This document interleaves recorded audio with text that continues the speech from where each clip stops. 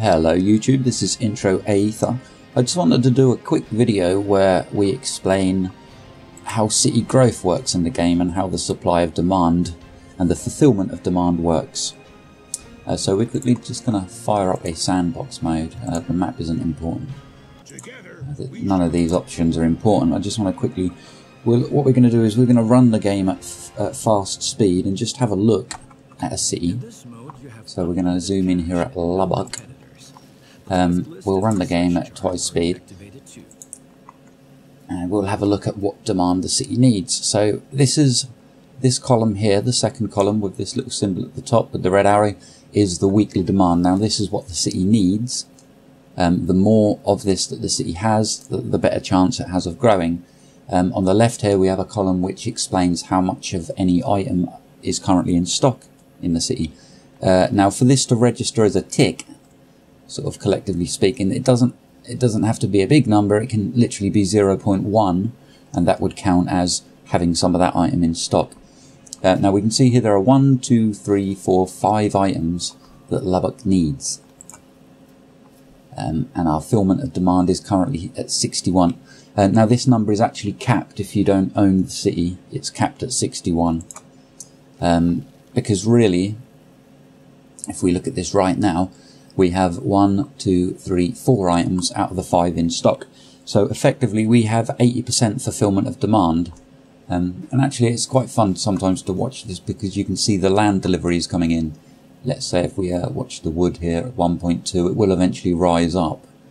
You can see it's gradually going down now as the city uses it. We're not running any trains in here, so we're not actually delivering any goods. But it is definitely, there you go, it's just jumped to 1.8. So it's had a land delivery. So you need to take into consideration that some of this demand is going to be met via land deliveries. Right, so this would be 80%. And as you can see, it's only 61. As I say, it seems to be capped. That the fulfillment number is capped if you don't actually have a station in the city. Another interesting thing to note is Austin down here. It's currently at 59%. But when we look in its demand here, we have 1, 2, 3, 4 out of 6 items, which would be 66%. And obviously we're reading 59%. So I think the only thing we can really deduce from that is that the cattle aren't counted in the fulfillment of demand. And that would be because the cattle is for this industry. It's not something the town actually needs, it's something this industry needs.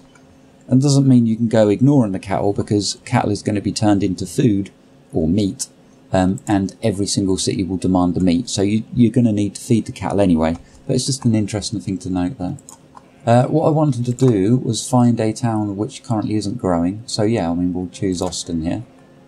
So we're at 59% because we have 4 out of the 5 items in demand. We can discard cattle, as I just mentioned. That doesn't seem to be counted in the equation.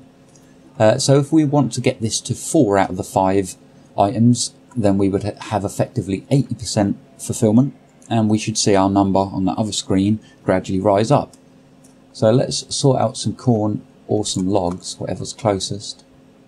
So we've got some logs up here, so let's just throw down a quick station in Austin, and then one for the logs. Quickly connect it with a track. Set up a train route. That'll do actually. So this train is going to load up logs. The reason it's loaded the logs is because the town of Austin currently wants them. If Austin was full of logs, you would know that because the train wouldn't bother loading any carriages. It'd just sit there and it'd say no freight available. And you would also have an exclamation mark in the demand screen here for the logs. So the thing is, if you had a train trying to transport meat into Austin here, it would just sit there not doing anything because Austin is currently overfilled with meat and therefore no train is going to transport that. Right, so we're just going to let the game run again and we'll see that these logs get delivered. As our train fires in, look. breakneck speed. Right, so if we go into the demand again, we can see that now we have logs. So we now have, and once again, we're discounting the cattle here. We have 1, 2, 3, 4 out of the 5 items in stock. So effectively we have 80% fulfillment of demand. And we can see that our fulfillment of demand has now risen to 61 and the town is starting to grow. And what's going to happen is this number is going to gradually rise up to 80%. They might actually kind of deduct 1 from whatever true total you've got, and I presume they would do that so that demand only ever got to 99% and didn't use 3 numbers. I'm not quite sure how they've coded that. But anyway, yeah, so if we let the game run again here, we're going to see that this number will gradually increase as long as we've got 4 out of 5 items in here, and it will eventually settle on 79%. And that's pretty much how cities grow. You need to look in the demand screen, find out what cities, what items the city is currently lacking, and then deliver it. It really is that simple.